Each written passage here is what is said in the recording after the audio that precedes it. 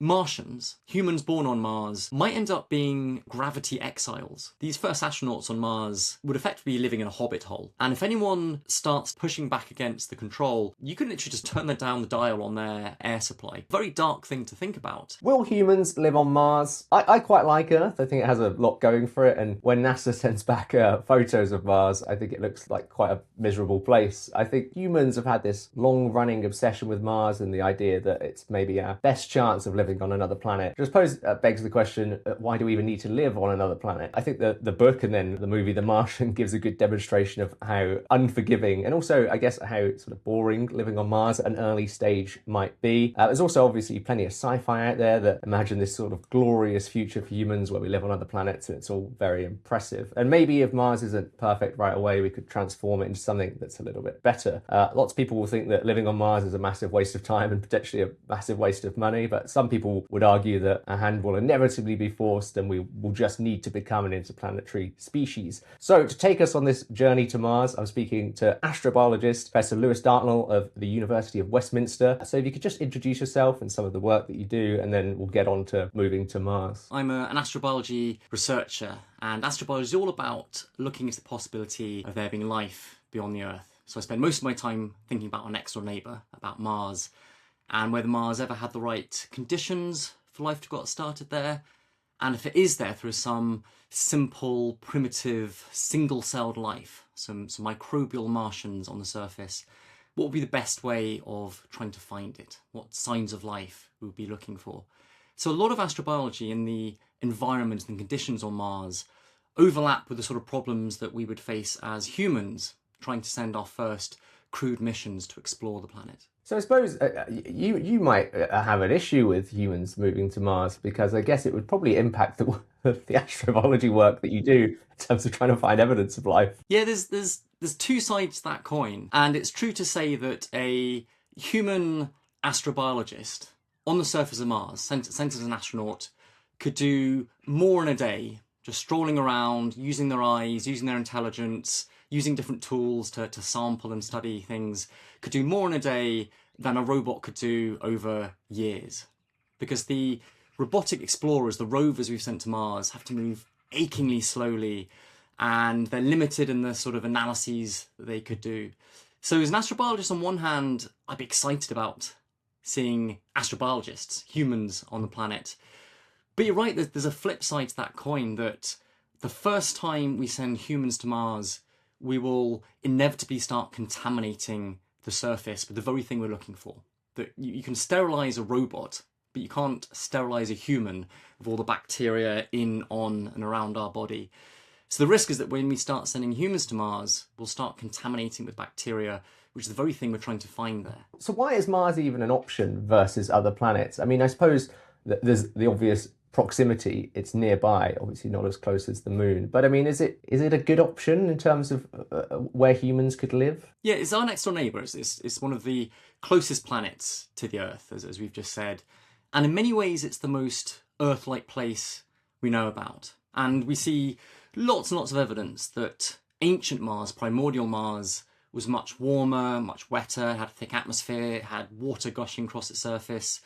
We've seen evidence of organic molecules on Mars. So it's a very terrestrial-like place, very Earth-like place. And so in that sense, it seems like the obvious option, the obvious target to start trying to send humans to. But probably once we've learned the lessons we need to learn by practicing living on the moon, because many of the problems are the same. So I think it makes most sense to build a lunar base, learn how we can live off the land, how habitation can become self-sufficient, self-sustaining, and then start making that push to building long-term human presence on Mars. So I suppose lots of people would ask, why do we even need to live on another planet? And I mean, you might say that we don't necessarily need to live on another planet, but I guess what's the point? And I mean, my first go-to in my mind is, something happens to Earth that makes it impossible to live on. And I suppose you have the distant future where the sun is no longer a thing, but I guess that then ultimately rules Mars out too. But I suppose we need to make that step. But I mean, why do we need to live on Mars? Yeah, for me, I think the primary driver is curiosity. Humans are very inquisitive, very explorative species. And throughout our entire history, we've always been looking over the horizon, seeing that the next island across the ocean and travelling there on a raft to settle and explore. And in this sense, space exploration is just the next horizon, the planet's islands and the inky ocean, inky blackness of outer space. And clearly there's a political component to this as well. A lot of the Apollo program and the US trying to land the first humans on the moon was to stick it to the Russians. It was, it was part of the Cold War and the space race and trying to exert and demonstrate your technological superiority. And I think an element of that remains today as well. But in the long term, I think the main reason we'd want to start trying to settle Mars and building a human presence in other places in outer space as well is what you were just hinting at, this you don't want to keep all your eggs in one basket type argument. Because something catastrophic might hit the Earth. Maybe some comet streaks out of the outer solar system, slams into the planet, we can't divert it or deflect it. And so it makes sense to have outposts of humanity, of civilization beyond our planet, just so as a species we can survive if the worst case were to ever hit the Earth. But that's not to say that we can't do space exploration and send humans to Mars and ignore all of the environmental and other problems we've got on our own planet. It's simply impossible to move all the people on Earth to Mars or to somewhere else. We need to keep Earth habitable and protect it and nurture it and preserve the environment alongside exploring outer space and trying to settle on Mars. Well, I certainly think that Earth will be a more pleasant experience for living on. I want to go back to your point about looking for signs of alien life on Mars. And I often wonder, because sometimes it feels like we're maybe even not that far away from getting there. Do you think if we did find evidence of alien life on Mars, would that change our plans in terms of wanting to get to Mars? Do you think it would either speed it up, we need to get there, we need to do more research, or do you think it would slow us down a little bit? Maybe we need to be more cautious here, we need to be more prepared. And I just wonder what impact that would have on the scientific approach of getting to Mars. Yeah, it is a good question. It's a very complex question. And I think that you're right that if we did find unambiguous evidence of life on Mars, Mars is alive, that there's bacteria there today, that would give an enormous impulse to explore it even further, find where that life is, get to know it, sort of look under the bonnet of these Martian cells and see how they work and explore how they interact with their environment and have evolved over billions of years on Mars. But also there's a cautionary element here as well. And not just in the short term of sending human missions to Mars, but what some of these longer term proposals and longer term plans are to terraform Mars, to make Mars much more Earth-like again by pumping up its atmosphere, trying to warm the planet again. And so at some point in the future, humans wouldn't have to walk around effectively wearing spacesuits on the Martian surface. They could go out in, sort of shirt and jumper, wearing a gas mask to breathe oxygen in the first place, but then eventually pumping up enough oxygen in the atmosphere. And that raises some really interesting ethical questions. That if we do find indigenous life on Mars, do we really have the moral right to start transforming that environment to suit humans, to suit us, and potentially wiping out that Martian life, or at least greatly affecting them? Or instead, should we designate the entire planet, the whole of Mars, as some kind of nature reserve in the way that we do to protect endangered species on Earth, and try to preserve and protect that indigenous Martian life as best we can?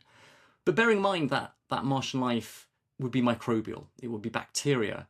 So there's this sort of weird situation we might find ourselves in, where we'd be very happy pouring down bleach down the toilet or cleaning our sink and committing genocide of bacteria, killing millions and billions of bacteria, and yet giving Martian bacteria some kind of special status, that we might try to protect Martian bacteria, but be quite happy killing terrestrial bacteria. I'd love to get your opinion on whether you think that global governments can agree and come together to, I suppose on the same shared set of rules of how they approach this. Because I suppose if you look back at, I guess this is a form of colonization ultimately. And if you look back, obviously lots of tragedy that has been involved with colonization. I just wonder I mean, I suppose the ISS has been a nice example of, people working together in space, but there are lots of examples of countries not working well together in space too.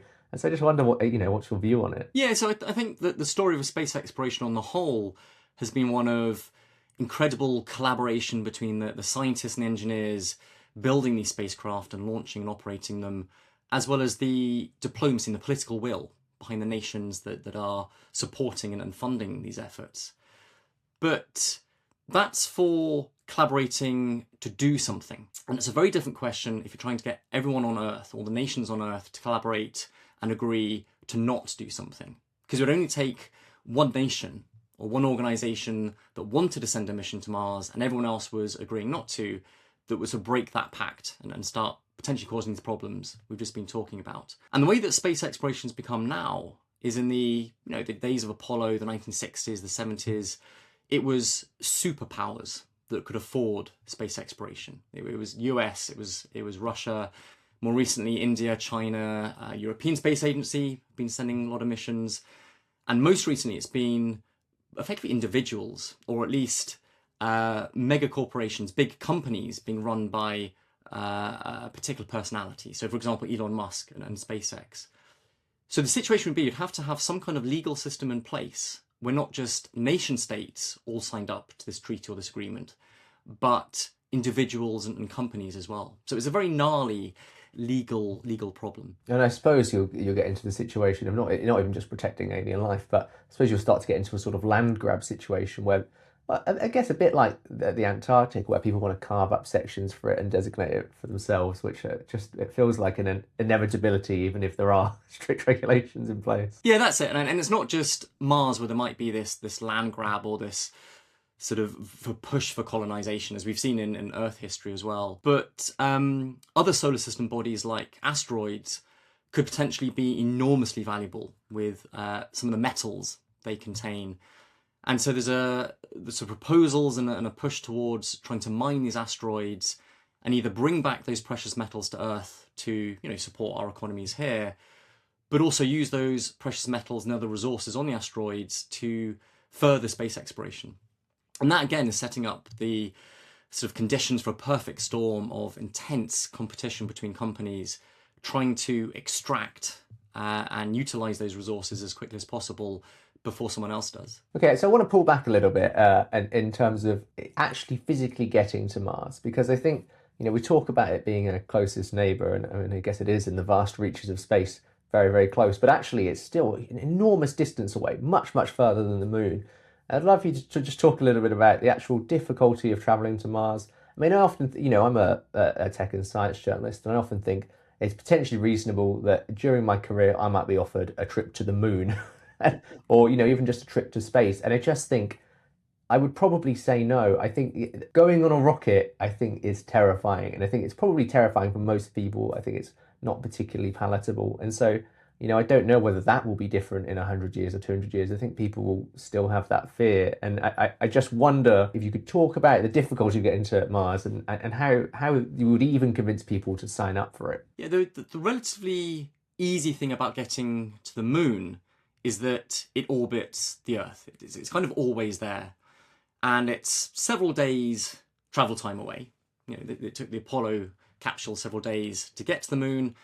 And they walked around on the surface for a few days, up to a week or two, and then just came back home again. And if there was ever any kind of disaster or emergency on a future lunar base, your escape plan would be just launch immediately, get back to the Earth, job done.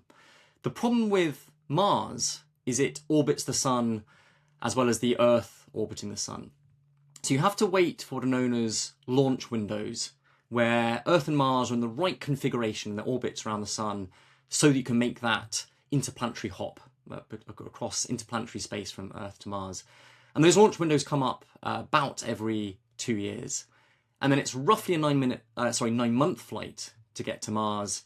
You then have to stick around on the surface for well over a year and a half or so, to wait for the return launch window to open up, and then it's 9 months of flight back again. So the instant you push that big red button to fire your rockets to leave low Earth orbit and head to Mars, you're kind of committed. It's not like you can pull a handbrake turn in interplanetary space and come back immediately if anything goes wrong. You're committed, and so you have to put enormous faith and reliance for your life on all of the machinery and technology that's keeping you alive in that spaceship, and then keeping you alive on the surface of Mars as well, because it'd be nigh on impossible to send any kind of rescue mission that would get there in time if something horrific went wrong or some key bit of the machinery broke down. So this is one of the main problems of first sending humans to Mars on a sort of, flagpoles and footprints type mission.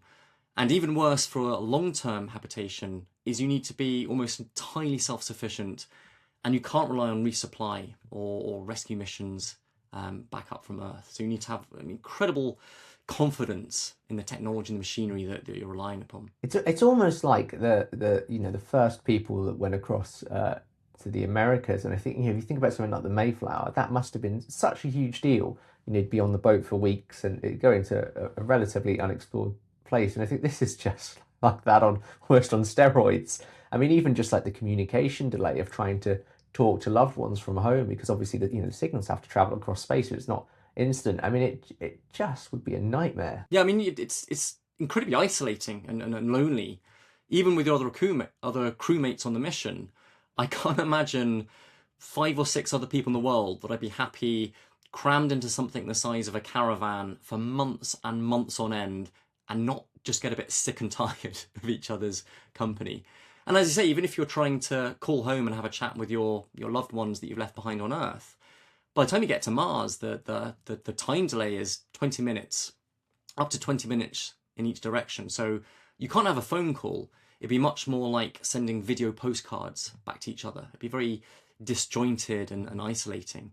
So there's huge psychological aspects to space exploration, as well as the physical dangers and the sort of engineering and technological challenges. And then also, I mean, we'll get onto the sort of the brutality of actually living on Mars and how that affects the body. But even space travel, I mean, even the journey of, being on a spaceship for a year, 2 years, I mean, that takes an enormous toll on the human body. I mean, people would spend, time on the ISS. That's an enormous toll on the human body. And the idea of just regular people spending that amount of time, 2 years on a spaceship and the toll that would take on the body. I mean, it's almost, we haven't done enough science on it yet to see what that would be like. Yeah, I think that's a very fair thing to say. We are trying to understand the dangers of outer space, the environment on the human body, and effective countermeasures against them, whether that's drug regimes or whatever. But the main issues of being on somewhere like the International Space Station or traveling for 9 months to Mars include microgravity, and it almost certainly would be a lot of fun for the first couple of days, and it's something I would love to do as a space tourist, to maybe spend a long weekend in Earth orbit on a hotel. And floating around in zero gravity looks like immense fun, but it's causing all these enormous changes to your body. And in a sense, your body's being clever about it. It's trying to adapt to this new environment it finds itself in. And you lose a lot of your muscle mass because you're no longer having to lift all your limbs and walk around against gravity. Your heart starts getting a lot weaker because you're not having to pump blood uphill the whole time. You get sort of swelling as the fluid distributes around your body. Your bones start demineralizing and therefore getting weaker. You start effectively getting osteoporosis because, again, your skeleton's having to support your load against gravity. And that's fine if you were to spend the rest of your life in zero gravity. The problems arise when you come back to the surface of the Earth or land on Mars, where you potentially can't stand up for several weeks or maybe a month or more as you are rehabilitating and your body's readapting and strengthening itself against this to this new gravity regime. So there's the problem of microgravity. There's also a huge problem in outer space of cosmic radiation. And actually a lot of my research in astrobiology looks into the galactic cosmic rays or solar energetic particles. So effectively very, very high energy particles whizzing around through outer space that just smash up the DNA if it hits it. And this can cause problems of cancer, maybe causing neurological effects in the brains of astronauts.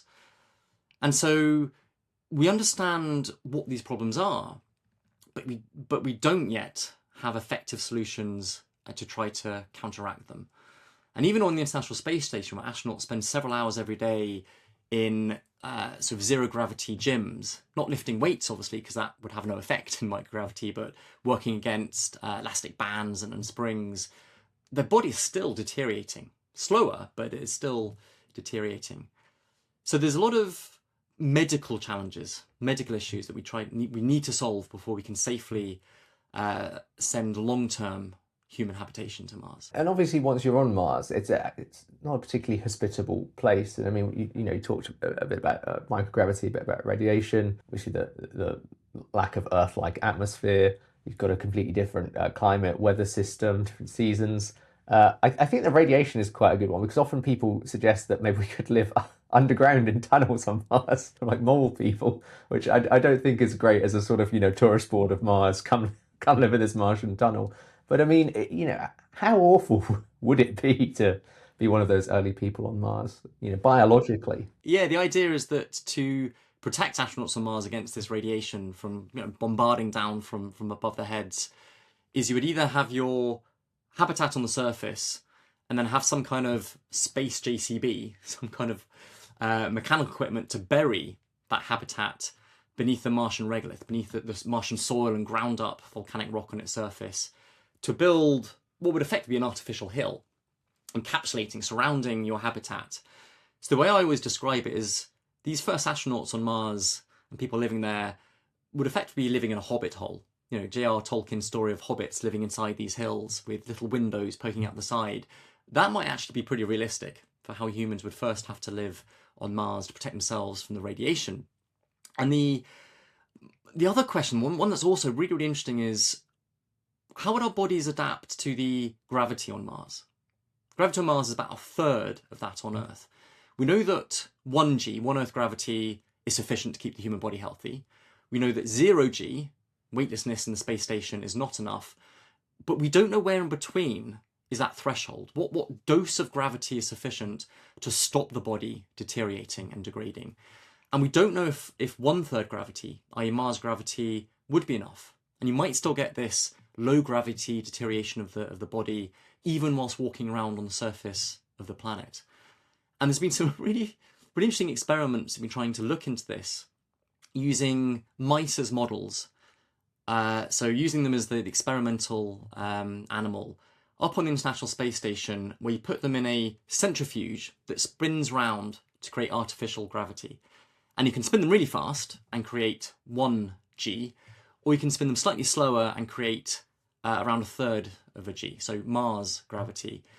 And so the Japanese Space Agency, JAXA, has been running these experiments on the International Space Station to try to study what happens to these mice bodies when they're under partial gravity, and to try to understand if Mars gravity would be enough, or we can have problems with our bodies deteriorating even when the astronauts have arrived on the planet. I do wonder almost whether it would almost speed up human evolution, because you think we're fairly well adapted to the environment we live in. I mean, technology has put different kinds of strains on us, but I think if you start dumping a load of humans on Mars in this very hostile environment, whether that would sort of supercharge evolution, and maybe we would see changes, I guess, over hundreds of thousands of years in a way that maybe humans on Earth wouldn't, and would we end up almost with another kind of species of human? I think there'd certainly be adaptation, and that happens during your lifetime. It happens even over several months when astronauts go up to the space station.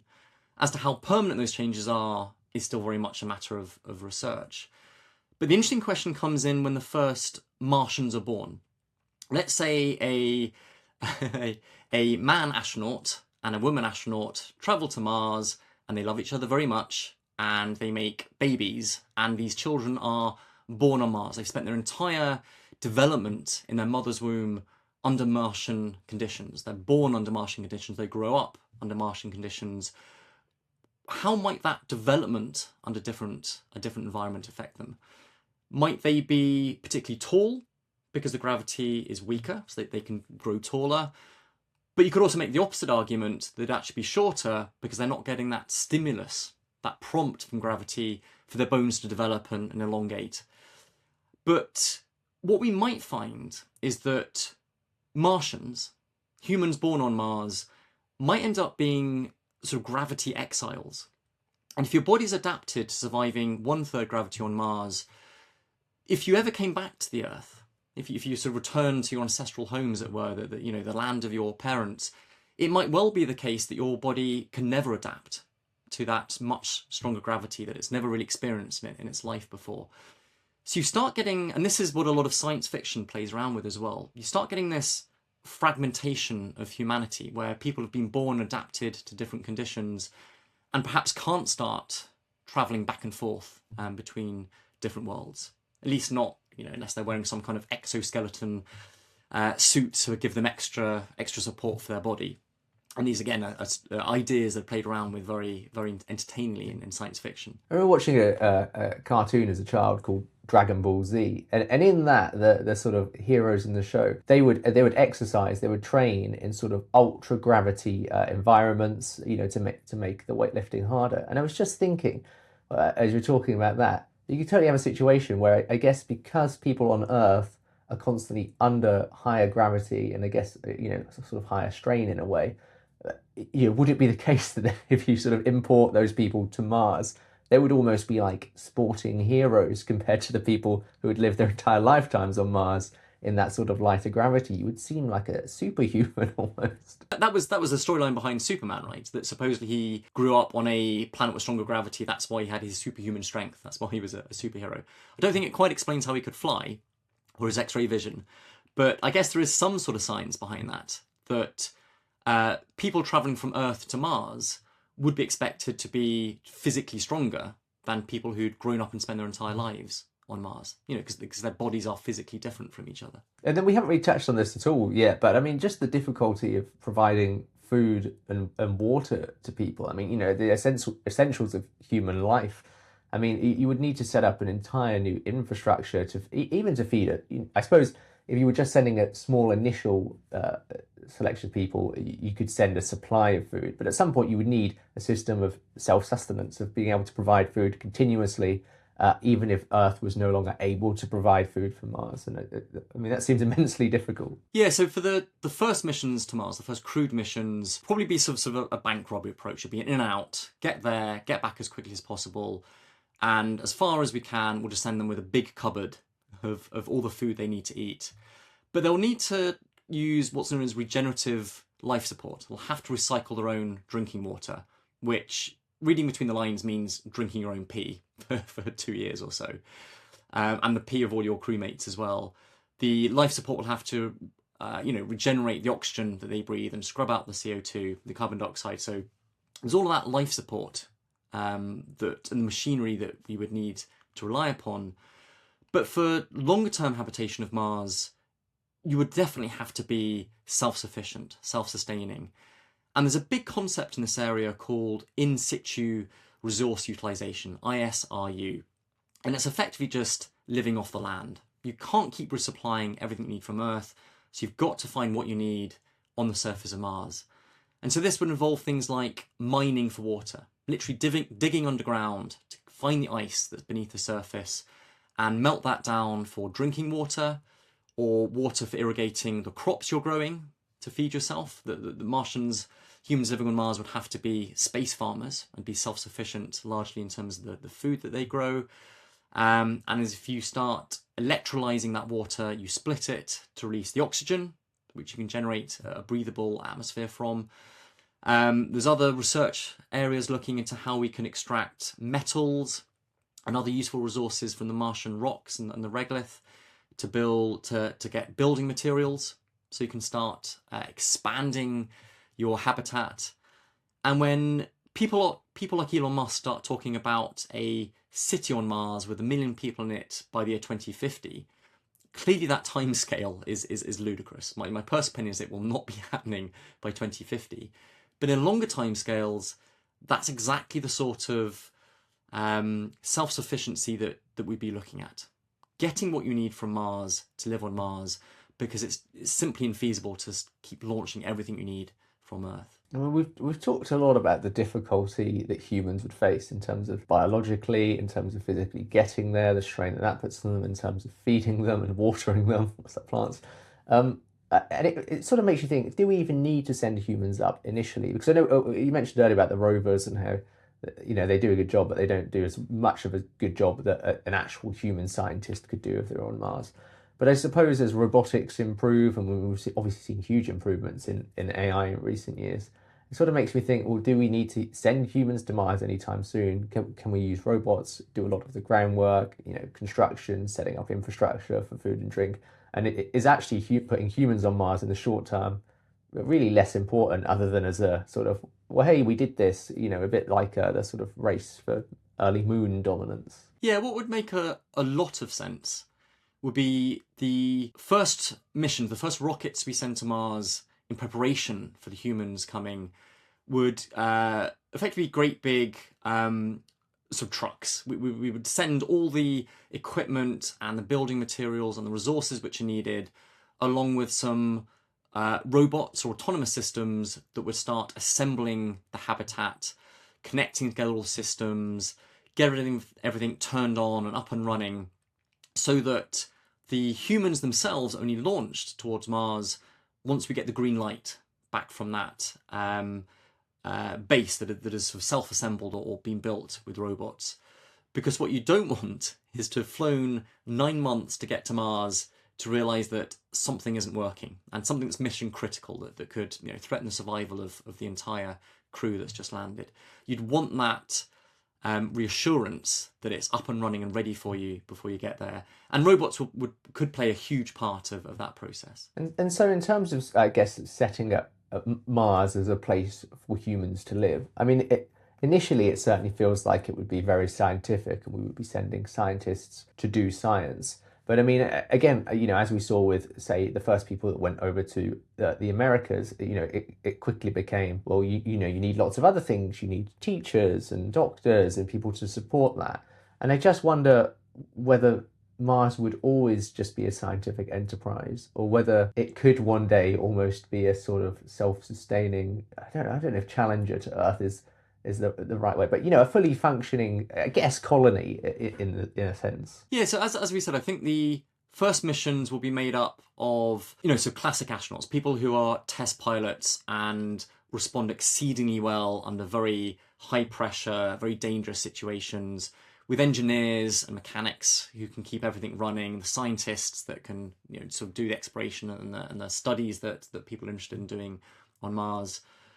But over time, we'll make that transition from purely exploratory or flagpoles and footprint type missions to building up a permanent human presence on Mars, building up some kind of Mars base that grows over time. It gets bigger and there's a bigger and bigger growing population. And by that point, as we're now starting to genuinely colonise Mars and live there permanently, not just fly and then come back again, you're going to have all of the parts of a genuine society. And like you say, teachers to teach the Martian children who've been born there. People performing all the different roles of society to make it a vibrant culture in its own right. So it isn't entirely dependent on Earth, and it's standing up on its own 2 feet by that point. I mean, you can almost see history repeating itself here. When I think about sort of like the Boston Tea Party, I mean, you can totally imagine once Mars has developed that you have a situation where they're not happy to be so ill represented by the people governing them on Earth, and they have to sort of take it into their own hands and have their own systems of government. I mean, that almost seems inevitable once there are enough people on Mars. And again, this is a mainstay of some really great science fiction, such as The Expanse, where Earth, Mars, and people who've been living in the asteroids are in sort of competition with each other and then breaking out into open conflict. And if human history teaches us one thing, it's that separate populations of people are never completely in accord with each other. They never completely agree. They never totally cooperate. And conflicts do break out. And I can't imagine it be any different when we're exploring and expanding through outer space either. No, I was actually watching Total Recall, the one with Arnie, a couple of nights ago. And in that, obviously, they are living on Mars, and they have this situation where the supply of air is controlled by almost like a capitalist baron. And I think even that, making sure that resources set up in a fair way so that it's not owned by one person. I think it's immensely difficult to make sure that it feels fair on Mars. And it is, and what's interesting is we might find that in the near future, when people are colonising Mars, there might be very similar conditions to some of the earliest civilizations on Earth. In places like Sumeria in Mesopotamia, the emperor, the ruler, was effectively able to maintain control of the population of the people, not just by controlling the army, but by controlling the vital resources. And in that case, it was the drinking water and the water to irrigate your crops. He had ultimate control over that system. And we might find history repeating itself on Mars, where you can't take anything for granted from the environment. The air you breathe is being recycled by machinery that someone is in control of. The water you're drinking is being recycled. So there's this great scene in Total Recall, as you mentioned, where effectively there's a sort of despotic regime. There's a supreme ruler, and if anyone starts dissenting or pushing back against the control, you can literally just turn down the dial on their air supply, and it's a very dark thing to think about. But the very way that people would have to live on Mars or in space in the future does have that inherent choke point, that the very means for survival would be under the control of a few people, in terms of those life support systems. Terrifying thought. To wrap up, I mean, we're obviously about to return to the moon, although the Artemis missions seem to keep getting pushed back, but we hopefully will soon be returning to the moon. I mean, you've talked about Elon Musk's predictions of 2050, and I would love to get your view of one. Are you fairly certain that we will at some point live on Mars in some form? And then two, what are the timelines in your mind? I mean, I would suspect that we'll see the first people on Mars, certainly in our lifetimes, even if it's just a brief visit. But I mean, you talked earlier about the first baby on Mars. That to me feels maybe something that would happen in the next century. But I don't know. I mean, I would love to get your view on it. I mean, I don't know either. And all of these things depend on the political or financial will to make them happen. There are some challenges we still need to solve, and we've mentioned some of the technological hurdles, some of the medical and health concerns that we need to try and address. But ultimately, it comes down to how badly do people want this to happen, and therefore how quickly will it happen. And the plans that are currently on the table is that NASA's Artemis program will be sending first missions to the moon, and they're talking about sending a crewed mission to slingshot around the backside of the moon and then come back again, launching this year. Soon after that, there will be the first human landing on the moon since the Apollo program back in the 1969 and the 70s.